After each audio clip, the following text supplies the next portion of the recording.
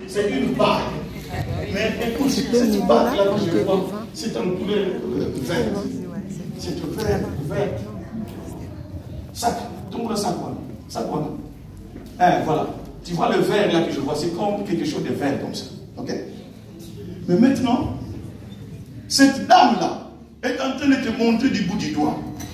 Mais c'était dans un retrait de deuil. Tu comprends? Mais toi, tu es avec deux autres amis, deux autres copines. Tes copines à toi.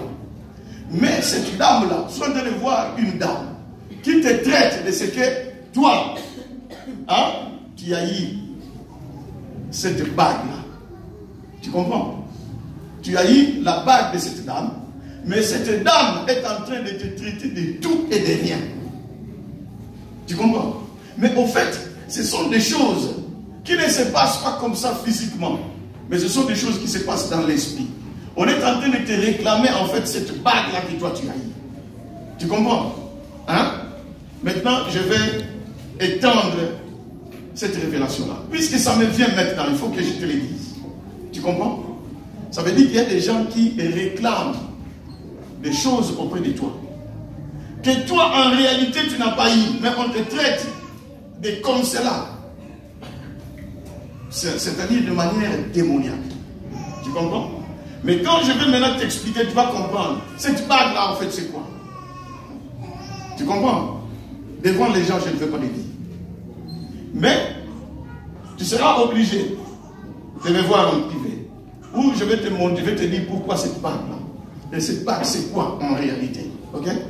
Et c'est ces choses-là, puisque Dieu est en train de vouloir, en fait, te tailler toi, en te séparant de certaines choses qui sont connectées à toi et qui dérangent. Ok? Parce que la pensée de Dieu est que tu sois totalement libéré de toutes ces choses-là qui te réclament. Ok? Mais va, pense par rapport à ce que je viens de te dire.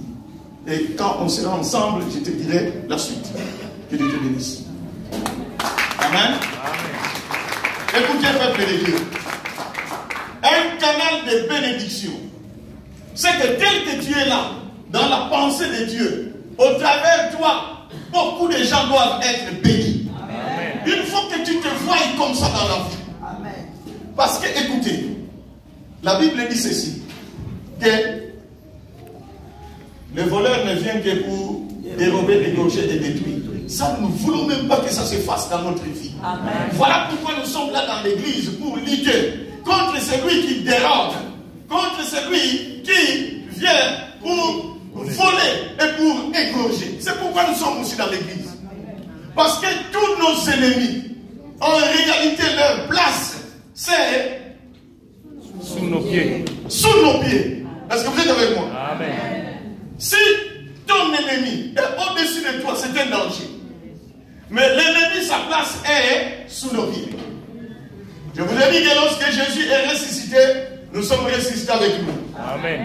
Et lorsque Jésus a été placé à la droite du Père, nous avons aussi été placés à la droite du Père avec lui. La Bible dit au-dessus de toute domination, au-dessus de toute autorité, au-dessus de toute puissance, au-dessus de tout nom, mes bien-aimés. Toi, tu es placé dans les lieux célestes. Donc, s'il y a une partie de ton corps que l'ennemi connaît mieux, c'est sous tes talons. Sous tes talons. Donc, l'ennemi, tout ce qu'il fait de l'ennemi, il est un ennemi vaincu, mais parce qu'il est infatigable. Voilà pourquoi il semble venir nous traquer, mais en réalité, depuis le jardin d'Éden, la Bible dit que sa tête a été écrasée. Donc il n'est que la tête qui fait ça. Mais en réalité, la tête du diable a été écrasée. Et lorsque Jésus mourait sur Golgotha, parce que Golgotha veut dire lieu du crâne, et c'est là où sa tête a été écrasée. Donc toi, bien-aimé, l'ennemi qu'il soit là, qu'il ne soit pas là, mais toi, il faut que tu sois un canal d'accomplissement de nouvelles choses. Dites avec moi, Seigneur Jésus, Seigneur Jésus, fais de moi un un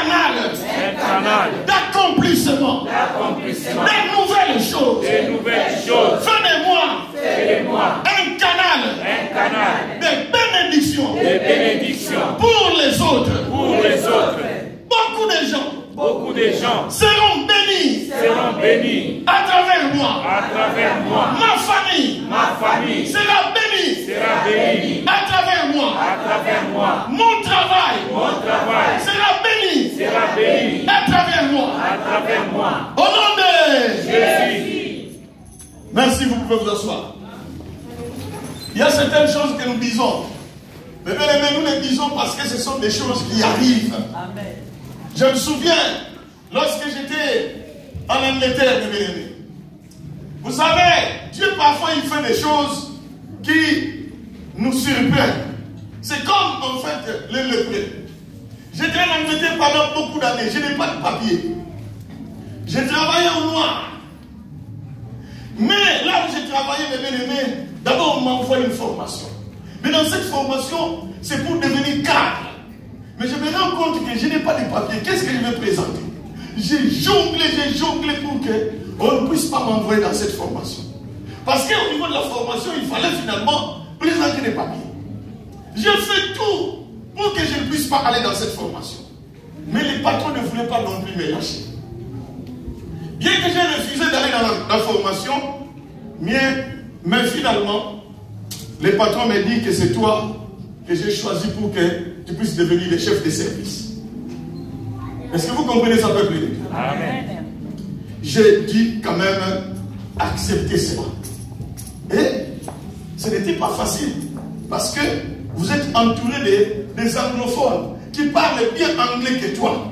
Moi, mes bien-aimés, c'était difficile pour moi de parler. Évidemment, je parlais anglais quand même. Mais pas aussi trop bien. Est-ce que vous êtes avec moi? Amen. Mais j'ai dû quand même accepter et j'ai commencé à travailler, mes bien-aimés, comme chef de service, en fait, dans cette compagnie.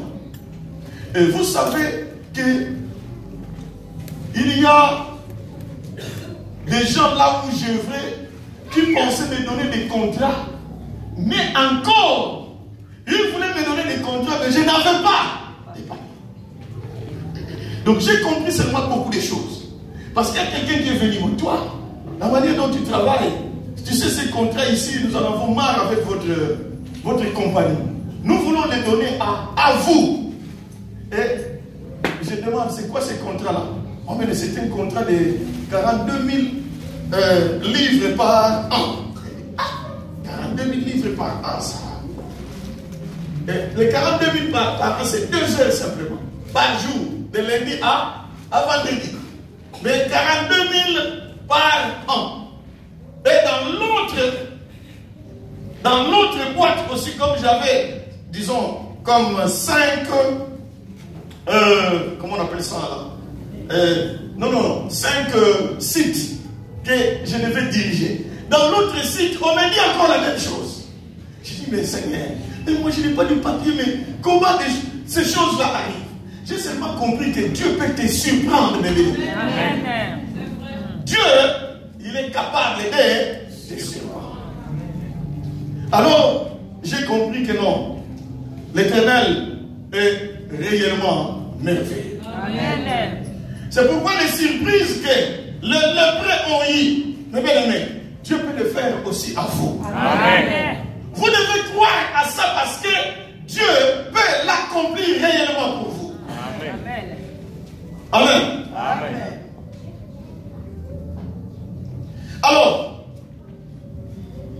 quels sont les principes?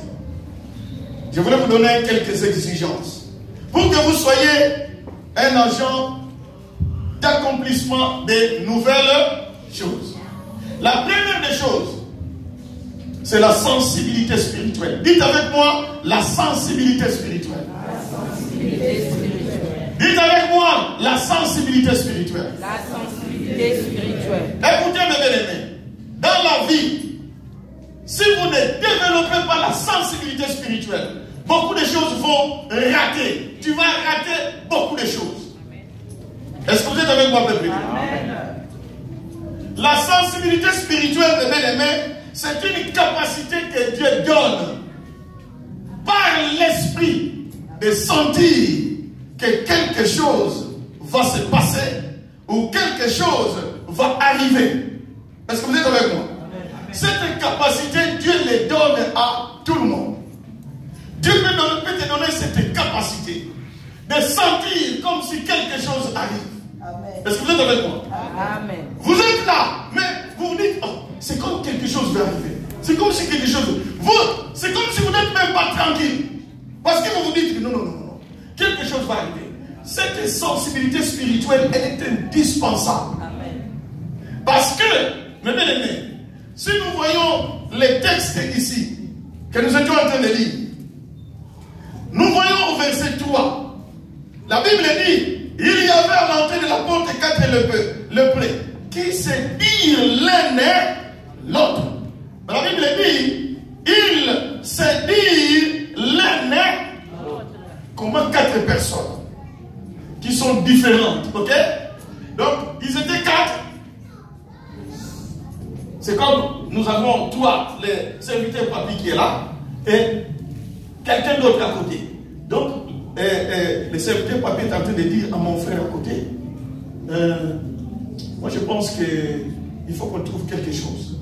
Pendant que lui est en train de penser, l'autre est en train de penser de la même manière, le troisième et le quatrième, la Bible dit, ils se dirent l'un et l'autre. C'est que tous les 4 étaient animés d'une sensibilité spirituelle. Amen. Est-ce que vous êtes avec moi? Amen. C'est pourquoi, mes bien-aimés, cette chose-là se trouve en chacun de nous. Amen. Mais il faudra seulement que tu développes cette sensibilité spirituelle. Ne sous-estime pas ce que tu sens au-dedans de toi. Est-ce que vous êtes avec moi? Amen. Quand tu commences à sentir quelque chose comme ça au-dedans de toi, bouillonner, dites-toi qu'il y a quelque chose aussi qui risque d'arriver. Ça veut dire, ne négligez pas ça. La sensibilité spirituelle. C'est à cause de la sensibilité spirituelle, mes bien-aimés, que beaucoup de gens ont compris certaines choses que les autres n'ont pas compris. Vous pouvez être quelque part, vous êtes tous là. Mais toi, à cause du niveau faible de ta sensibilité spirituelle, tu rates certaines choses. Parce que la sensibilité spirituelle a des dimensions. Il y a ceux qui ont la sensibilité au niveau très faible ou au niveau faible. Il y a ceux qui ont la sensibilité au niveau moyen et ceux qui ont de la sensibilité au niveau élevé. Nous devons, mes bien-aimés, toujours avec Dieu, espérer aller à la dimension élevée des choses. Est-ce que vous êtes avec moi? Amen. Donc la sensibilité spirituelle, c'est quelque chose de très, très, très important. Parce que c'est là que tout a commencé. Ils étaient des lépreux, mes bien-aimés. Personne ne pouvait faire cas à eux. D'ailleurs, ils étaient marginalisés. Ils étaient, la Bible dit, vers la porte. Vers la porte. Parce que c'était des gens qui ne devaient pas être avec tout le monde. Sinon, il y a risque de contamination. Alors, ils se dirent l'un et l'autre. Parce qu'ils avaient cette sensibilité spirituelle. Amen. Si l'Église du Seigneur, nous développons, mes bien-aimés, cette capacité, l'Église du Seigneur peut aller encore très loin. Amen. Est-ce que vous comprenez ça? Amen. C'est pourquoi vous pouvez être 2, 3, 4 personnes.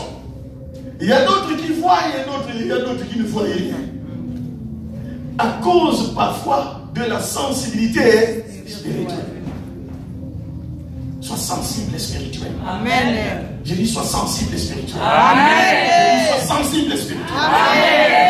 Dites avec moi, Seigneur Jésus. Seigneur Jésus. Développe en moi. Développe en moi La sensibilité spirituelle. la sensibilité spirituelle. Seigneur Jésus. Seigneur Jésus. Développe en moi. Développe en moi La sensibilité spirituelle. la sensibilité spirituelle. Je veux être sensible Je vais être sensible aux choses aux choses qui se passent qui se passent autour de moi, autour de moi, auprès de mes frères, auprès de mes frères, auprès de mes soeurs. auprès de mes sœurs. Rends-moi sensible Rends-moi sensible spirituellement. spirituellement. Amen. Est-ce que quelqu'un est avec moi? Amen. Cette sensibilité n'a rien à voir avec la sensibilité physique. C'est quelque chose de spirituel. Est-ce que vous êtes avec moi, peuple de Dieu? Amen. Toi-même, tu vas te dire que non. Ce que je suis en train de sentir, c'est différent de ce que je sens parfois, de manière régulière. Non, ça, tu dois comprendre que non, ça, c'est quelque chose, c'est Dieu qui est en train de me toucher au-dedans de moi. Et tu te rendras compte que tu n'es même pas à l'aise. Tu ne seras même pas à l'aise. Voilà pourquoi les 4 personnes me viennent. Tous 4, toutes les 4, ils se disent l'un et l'autre. La première des choses, c'est la sensibilité spirituelle. Est-ce que quelqu'un est avec moi?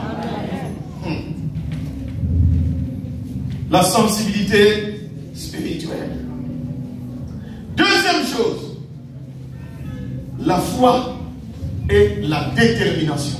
Souhaitez vous donner simplement quelques exigences. Tu ne peux pas être un canal, mes bien-aimés, d'accomplissement de nouvelles choses si toi-même tu n'as pas la foi qu'il faut. Et si tu n'as pas de la détermination. Vous savez, la Bible en hébreu, on nous explique ce que c'est la foi. J'aime enseigner sur la foi. J'aime parler sur la foi. Parce que, mes bien-aimés, la porte d'entrée du christianisme, c'est d'abord la foi. Est-ce que vous êtes avec moi? Amen.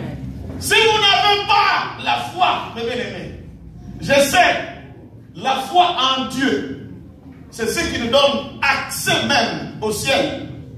C'est pourquoi la Bible dit que si tu confesses de ta bouche le Seigneur Jésus, si tu crois dans ton cœur que Dieu l'a ressuscité les morts, tu seras sauvé. Ça veut dire sans la foi, mes bien-aimés, tout ce que tu feras après, c'est nul. C'est la foi, mes bien-aimés, qui donne accès à beaucoup d'autres choses. La Bible dit que la foi est une ferme assurance des choses qu'on espère, mais une démonstration de celles qu'on ne voit pas. Donc, la foi, c'est celle qui te dit que non, je suis sûr que ça, en tout cas, je l'aurai. Donc, je l'aurai, c'est vrai que je n'ai pas encore vu ça. Est-ce que vous êtes avec moi? Amen. Mais au-dedans de toi, il y a quelque chose qui te dit, ça, en tout cas, je l'aurai. Cette assurance dans ton cœur, sans l'ombre d'un doute, que tu vas recevoir quelque chose. C'est ça ce qu'on appelle la foi. Et encore, la foi, elle a des dimensions. Est-ce que vous êtes avec moi? Amen. C'est pourquoi dans la Bible, nous verrons Jésus qui disait, homme de peu de foi. La foi est là, mais une petite foi. Est-ce que vous êtes avec moi? Amen. La foi, elle est là, mais cette foi ne peut pas te permettre d'accéder à de nouvelles et grandes choses. Mais dans la Bible, nous voyons aussi des personnes pour qui Jésus a dit, dans toute l'Israël, je n'ai jamais vu aussi une grande foi comme celle-là. Ah, ça veut dire, il y a aussi une autre dimension de la foi qui est appelée la grande foi. Est-ce que vous êtes avec moi? Amen. C'est pourquoi les disciples étaient avec Jésus et ils ont dit, Jésus, augmente-nous la foi.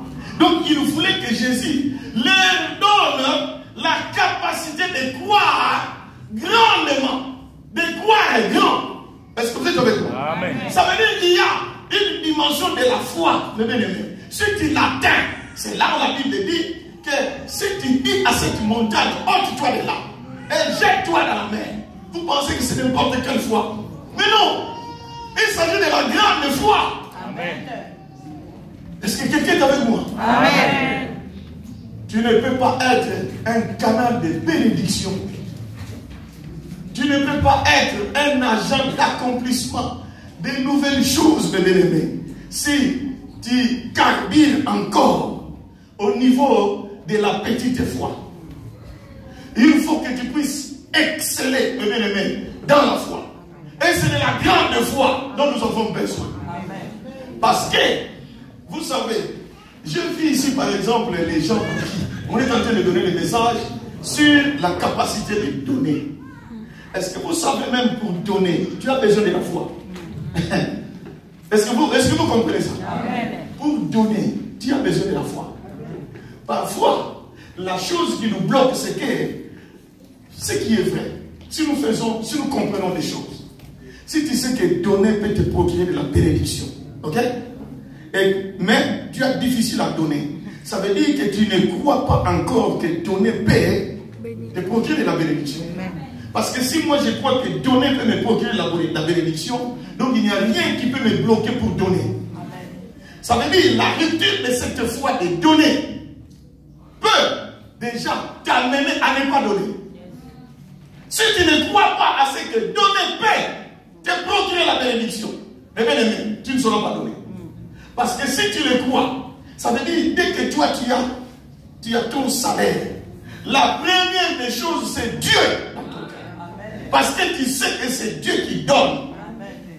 D'ailleurs, David a dit, qui sommes-nous pour que nous puissions te donner des offrandes volontaires?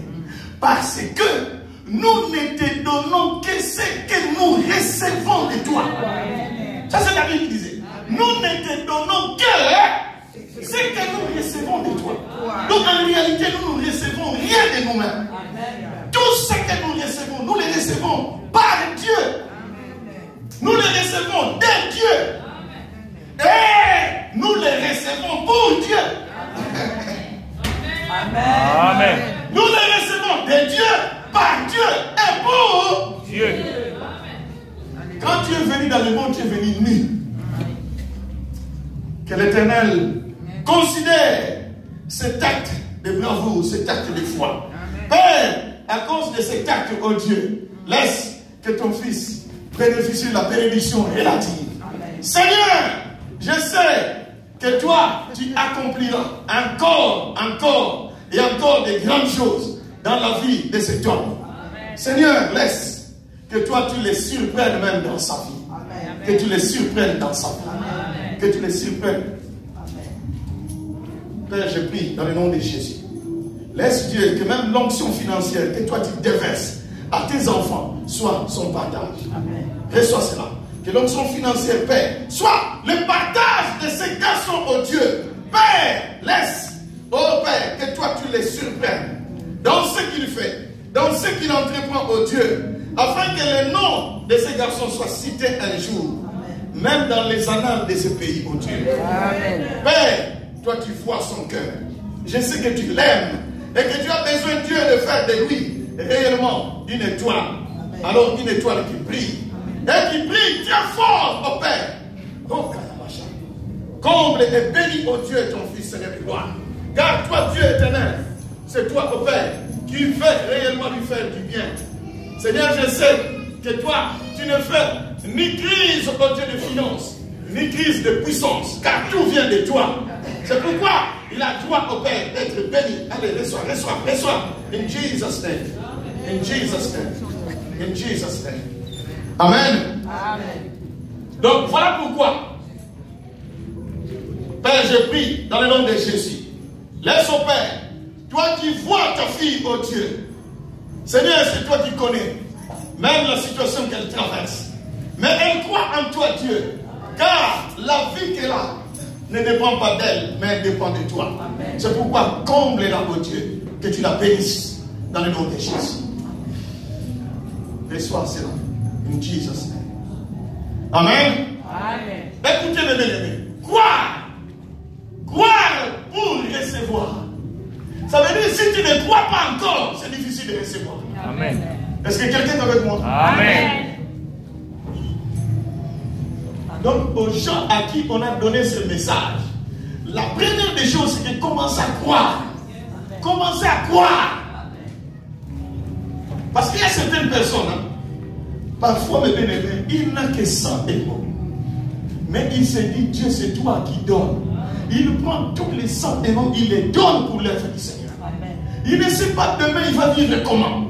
Mais puisqu'il croit en ça, voilà pourquoi il donne. Écoutez, moi-même qui suis votre pasteur, je sais que je ne me pose plus de questions. Du genre, Père, me plaindre sur le plan financier. Je sais que tout ce que Dieu me donne, ça vient de lui. Amen. Puisque ça vient de lui, c'est que si je lui donne, il me donnera encore. Amen. En fait, c'est ça. Donc, flèche aller accompagnée d'une flèche retour. C'est ce qu'on appelle en mathématiques la symétrie. Ok? Mais nous, ce que nous faisons, je vois encore la mathématique moderne, la réflexivité. Ça veut dire, je reçois l'argent, ça vient auprès de moi. Je boucle. C'est la réflexivité. Flèche, tu boucles au-dedans de toi. Ça boucle aussi tous les toits. Mais, si Dieu te donne, donne-lui encore. Et il te donnera. Donne-lui encore. Et c'est comme ça que nous devons faire avec Dieu. Amen. Le problème, c'est que, en réalité, ce n'est pas l'argent qui manque. Mais, en réalité, c'est quoi? C'est la quantité d'argent que tu veux avoir que tu n'as pas encore. Est-ce que vous voyez la différence? Amen. Si tout le monde est salarié, ça veut dire que tout le monde reçoit un salaire. Est-ce que vous êtes avec moi? Amen. Au fait, ce n'est pas l'argent qui te manque, mais seulement l'argent que tu reçois n'arrive pas à résoudre tous les besoins que tu as. Parce que si personne ne reçoit l'argent, alors dans l'église, on ne trouvera personne. Parce que pour payer les tickets pour venir ici, tu as besoin d'argent. Pour manger, tu as besoin d'argent. Ça veut dire que nous recevons quand même l'argent. Mais le problème, les priorités. Parfois, Dieu n'est plus une priorité dans nos cœurs. Parce que nous ne croyons pas que Dieu peut nous faire des surprises. Est-ce que vous êtes avec moi? Amen. Donc, la foi, mes bien-aimés, c'est quelque chose de très important dans tout. Même si tu ne crois pas, de préparer. La nourriture peut être là. Tu es là dans ta chambre, tu t'assois. Si tu ne crois pas, parce que tout mouvement que tu fais est fruit de ce que tu crois. Est-ce que vous êtes avec moi? Amen. Si tu te lèves, tu viens à l'église parce que tu crois venir à l'église, voilà pourquoi tu es là. Amen. Parce que la foi sans les œuvres est une foi morte. Tu peux dire je crois, je crois, je crois. Tu ne fais rien, donc tu ne crois pas. Est-ce que quelqu'un est avec moi? Amen. Ça peut paraître un peu philosophique, mais c'est comme ça. David a dit, qui suis-je pour te donner une offrande volontaire? Parce que je ne te donne que ce que je reçois de toi. Donc David a reconnu qu'il était roi. Mais tout ce qu'il recevait, ce n'était pas par ses propres efforts. Ça venait de Dieu. Si tu considères ça, tu verras. Tu commenceras d'abord par donner à Dieu et tu t'occupes de tes propres affaires après. Et tu vas te rendre compte qu'avec le peu qui te reste, parfois tu vas nouer les deux bouts du monde.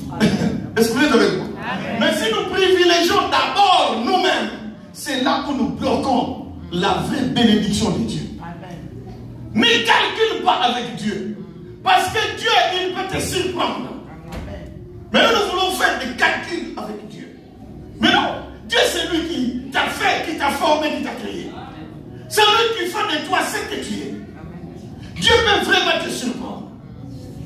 Mais je vous ai déjà témoigné ici, une fois, plus d'une fois, qu'on paye la salle, on paye la salle. Au début, on ne demandait pas aux gens de contribuer. Nous seulement nous-mêmes. On payait la salle, on payait la salle. Mais bien aimé, jusqu'à ce qu'on a eu, la maison a galopé jusqu'à 10 000 de dettes. Parce qu'à chaque fois qu'on recevait l'argent, on donnait d'abord pour l'église. On payait d'abord la salle. Moi, je savais. Je vois la dette qui s'augmente. Mais je disais que cette dette-là, Père, c'est ta propre dette. Est-ce que vous comprenez? Amen. Je disais à Dieu, cette dette-là, c'est ta propre dette, ce n'est pas ma dette. Parce que tout ce que je reçois, moi, je paye pour ton œuvre. Un jour, on revenait de l'intercession. On arrive à la maison, on trouve une lettre. J'ouvre la lettre. C'était la lettre de mon bailleur. Alors, je vois les relevés. En bas, j'ai vu, je n'avais que le mois en cours à payer. Toute la dette, on a payé à peu près 9 000 et quelques. Qui a payé la dette jusqu'aujourd'hui, on ne sait pas qui a payé. Jusqu'aujourd'hui. Je suis allé avec mon épouse, j'ai appelé mes enfants. Est-ce que moi je vois bien? Peut-être qu'ils me font encore d'autres lunettes. Les enfants m'ont dit oui, ils ont payé. Mais bien aimé, toute la dette est payée. Je ne sais pas qui a payé la dette jusqu'aujourd'hui. Donc Dieu peut faire des miracles. Un jour j'avais la dette de l'EDF. EDF ça veut dire électricité ici. J'ai appelé, j'ai dit bon, j'ai la facture ici de 600 et quelques. Je vais payer. On m'a dit mais non, vous avez déjà payé ça. J'ai dit mais non, j'avais payé cette facture. On m'a dit mais non, mais vous avez payé. Ici vous n'avez pas de dette. Mais j'ai la facture qui montre que j'ai 600 et quelques à payer. J'ai dit dis-moi là, tu as sur ma querelle électrique. Dieu, il peut te surprendre. Alléluia. Amen. Quand nous donnons, écoutez, Dieu n'est pas injuste pour oublier ce que vous faites pour lui. Ça veut dire, tu as besoin de la foi même pour des petites choses. La foi me développe maintenant la grande foi. Est-ce que quelqu'un est avec moi? Amen. À part la foi, je vous ai dit, il y a aussi la détermination. Vous savez, si les gens ne persévèrent pas dans ce qu'ils font, parce qu'ils n'ont pas la détermination. Quand tu as la détermination, les gens qui sont déterminés ne lâchent jamais. Si tu es déterminé à faire quelque chose, tu le feras. Malgré même qu'il neige, qu'il pleuve, tu le feras parce que tu es déterminé. Est-ce que vous comprenez ça? Amen. C'est comme Jacob, bien-aimé. Ah, quand le colon bien-aimé, il y a ange. Ah, quand bien-aimé, le colon ange.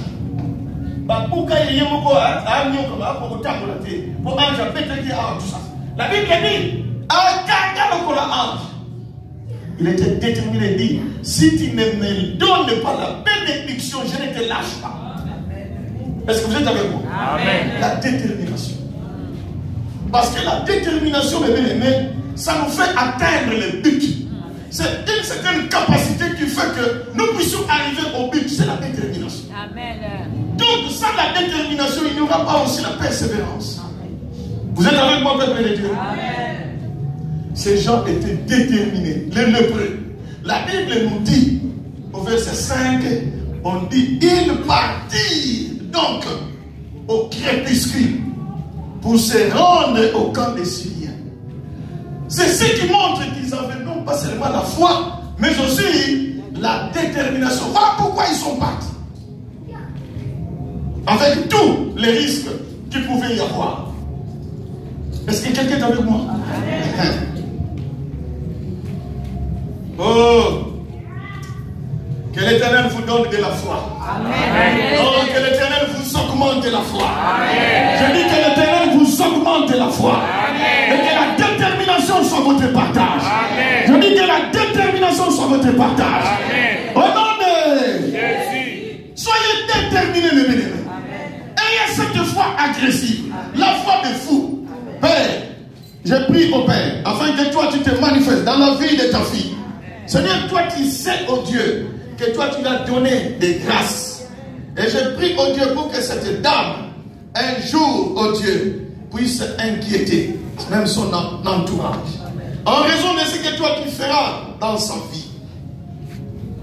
Dieu t'a dit qu'elle a des grâces pouvant permettre au travers de ses mains, oh Dieu, qu'elle puisse bénéficier de toi, oh Père.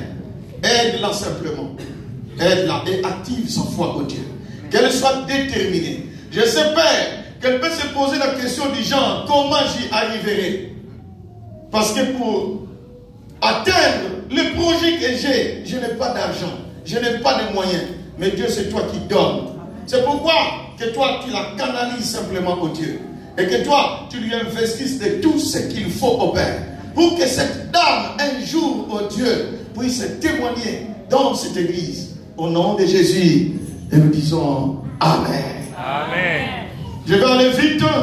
Troisième point, savoir faire la lecture des événements. Dites avec moi, savoir faire la lecture des événements. Ça veut dire quoi? Savoir faire la lecture des événements. Tu dois savoir faire des analyses. Je dis quoi? Les analyses, mes bien-aimés, de tout ce qui se passe autour de toi.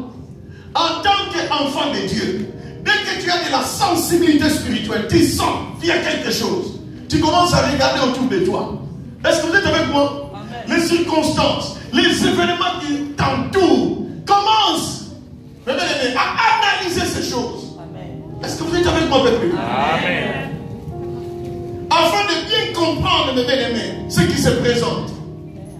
La capacité de faire la lecture des circonstances est très, très, très importante dans la vie de toute personne.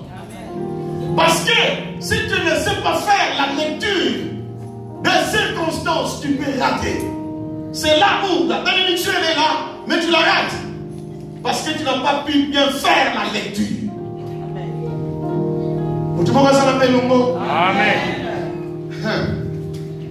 Yoka ba analyse, mes bien-aimés. Ba analyse, il y a ba lépreux. Les lépreux ont dit, écoutez, quand il faisait ses analyses, les lépreux, il y avait un message prophétique.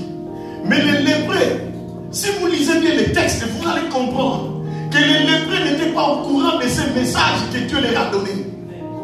Est-ce que quelqu'un est avec moi? Amen. Parce que s'ils étaient au courant de ces messages, en réalité, ils ne devaient pas sortir. Oh, est-ce que quelqu'un est avec moi? Amen. Parce qu'ils étaient vers la porte. Mais ils ont dit ceci. Si nous entrons dans la ville, il y a la famine. Ça veut dire, ils étaient vers la porte. Tout ce que le prophète disait là-bas, et ils étaient mis en quarantaine. C'est comme vous dire que ce sont les dernières personnes qui seront au courant de ce message de Dieu qu'il y aura de la nourriture. Donc ils n'étaient pas au courant. Mais seulement, ce sont des personnes qui ont développé la sensibilité spirituelle, Amen. la foi et la détermination. Amen. Et ils font la lecture de ce qui se passe. Ils disent, si nous entrons là, il y a la famine, nous allons mourir. Parce qu'il n'y a rien à manger. Mais si nous allons vers les Syriens, ce sont nos ennemis, ils peuvent aussi nous tuer. Mais au moins, là, il y a de la nourriture. Est-ce que vous comprenez ça? Amen. Les gens qui savent faire la lecture de ces événements qui se présentent. Alors ils ont dit, puisqu'il y a de la nourriture là-bas, nous allons quand même. Est-ce que quelqu'un est avec nous? Amen. Quelqu'un te donne la capacité de faire la lecture des événements. Amen. Quelqu'un te donne la capacité de faire la bonne lecture des circonstances. Amen. Je dis que Dieu te donne la capacité de faire la lecture des événements autour de toi. Amen. Au nom de Jésus.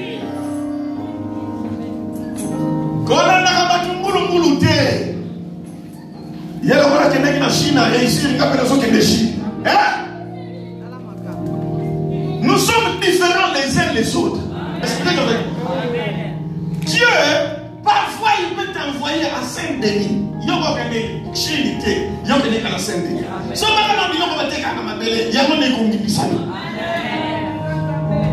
est-ce que vous êtes avec moi, peuple? Amen. C'est pourquoi toutes ces choses-là, nous en tant qu'enfants de Dieu, nous devons les développer. Développer cette capacité de bien faire la lecture des choses qui se présentent devant toi. Quatrième chose, travailler ton amour pour les autres. Travailler quoi? Ton amour pour les autres. Tu ne peux pas être un canal de bénédiction pour les autres si toi-même tu ne travailles pas l'amour pour les autres. Est-ce que vous êtes avec moi? Hey, écoutez, si Dieu veut te bénir pour les autres, il faut que Dieu voie aussi toi, ton penchant vers les autres, l'amour vers les autres, c'est-à-dire l'amour de donner aux autres, d'aider. Est-ce que vous êtes avec moi, peuple? Amen. Cet amour, Dieu nous le recommande dans la Bible. D'ailleurs, toute la parole de Genèse en Apocalypse, c'est l'amour. Puisque Jésus-Christ est lui-même, il est amour. Le Dieu que nous prions, il n'est pas seulement un Dieu d'amour, mais lui-même, il est amour. Amen. Il est la preuve de l'amour. Amen. Il est la conception de l'amour. Amen. Il est l'explication de l'amour. Amen. Est-ce que vous êtes avec moi? Amen. C'est que Dieu veut nous voir, nous, être amoureux des uns et Les autres. c'est que tu dois aimer réellement les gens. Si Dieu voit cet amour que tu as, c'est comme ça que Dieu va dire, tel que je vois cet amour dans son cœur, oh, je peux l'utiliser comme canal de bénédiction. Amen. Parce que s'il les reçoit, il ne va pas les garder pour lui-même. Mais je vois que quand il reçoit, il donne. Alors je te donnerai davantage. Amen. Je te donnerai davantage. Amen. Je te donnerai davantage. Amen. Écoutez, la vie, elle est faite, mes bien-aimés, de donner. De donner. Cherchez aussi à partager aux autres. Il ne faut pas seulement chercher ça amasser pour toi. C'est ce qui fait que Dieu nous donne parfois nous avons difficile à lui donner, même à lui Dieu. Mais si Dieu ne voit pas ton cœur à lui donner, mais parfois à un certain moment Dieu bloque. Vous n'avez pas vu quelqu'un, hein? Quelqu'un qui n'a que 1 000 € de salaire, mais avec 5 enfants, ils vivent bien. Que celui qui est seul et qui gagne 3 000, qui galère chaque mois. Est-ce que vous comprenez ça? Et parfois ce sont des techniques. Dieu voit que celui qui a 1 000 dans le cœur, il donne, il donne, il donne. Si vous donnez sans parcimonie, Dieu bien-aimé se souviendra de vous. Ayez l'habitude de donner aux autres. Même aux gens qui sont les vraies nécessités, hein, qu'on appelle les malheureux par exemple. Un jour je lisais dans la Bible, j'ai compris pourquoi Job on les bénissait. Parce qu'en Job, la Bible nous dit qu'il y a une bénédiction des malheureux. La bénédiction de qui? Des malheureux. Donc Job, lui, quand il donnait aux malheureux, la bénédiction qui se trouve sur la tête des malheureux, ce n'est pas pour que lui malheureux soit béni, mais pour que toute personne qui bénit les malheureux bénéficie de cette bénédiction du malheureux. Amen. Est-ce que vous êtes avec moi? Amen. Ça se trouve dans le livre de Job. C'est pourquoi quand Job faisait sa plaidoirie devant Dieu, il disait que moi, personne ne pouvait venir chez moi sans que je ne puisse lui donner même un petit rien. J'étais toujours là en train de donner. C'était sa plaidoirie. C'est ce qui a fait que Job devait absolument être guéri et être encore béni. Voilà pourquoi Dieu lui a donné le double. Ah, tu as la paix, ça y est, le double. En tout cas, la paix, ça y est, le double. En tout cas, la paix, ça y est, le double. Oh non, Dieu. Développe, mes bien-aimés, l'amour de donner. Développe ça. Tu vois ta soeur, ton frère, parfois, sur base de rien, tu prends, tu donnes.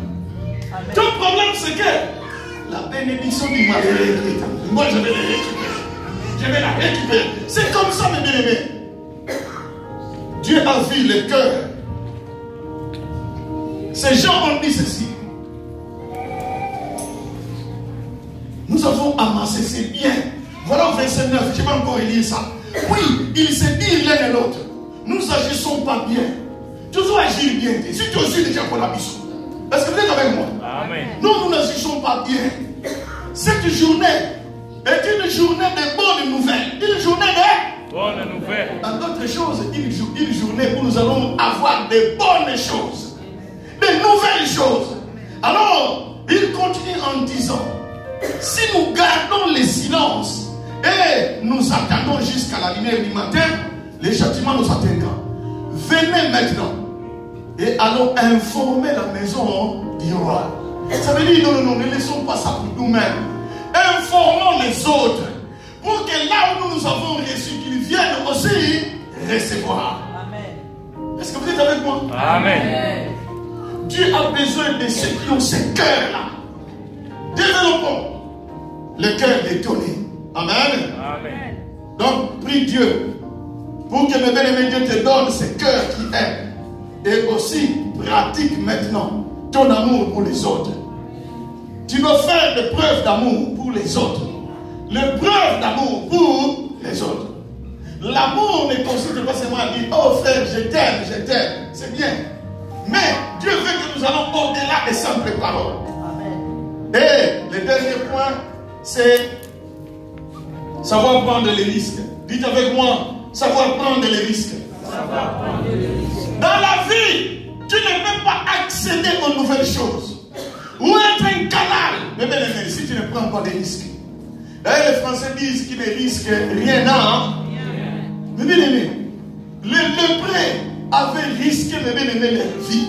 Vous comprenez que les Syriens, c'était une armée puissante en ce moment-là. Ben-Hadad, si vous lisez la Bible, Ben-Hadad, qui y était? Mais non, un roi puissant. Voilà pourquoi le peuple d'Israël, personne ne pouvait sortir. Pendant plusieurs peut-être mois, personne ne pouvait sortir. Et il y avait la famille. Jusqu'à ce que comme on liana, mes bien-aimés. Je vous ai fait lire au chapitre 6. que les femmes, comme Kalingabana, tout partout, Bana, comme on lit à Babo, Nicolanza. Mais bien aimé, les lépreux, ils ont risqué leur vie. Écoutez, la Bible dit ceci au verset 4. Voilà ce qu'ils ont dit. Les lépreux, au verset 4, il dit ceci. Si nous songeons à entrer dans la ville, la famine est dans la ville, et nous y mourrons. Et si nous restons ici, nous mourrons également. Allons nous jeter. Vous voyez cette expression-là? Ils disent, allons-nous jeter dans les camps des Syriens. Donc, les gars ont connu boire Syrien. Sacrifice. Le mal sacrifice. Sacrifice. Mais ils ont risqué leur vie. Ils ont dit, nous allons seulement nous jeter.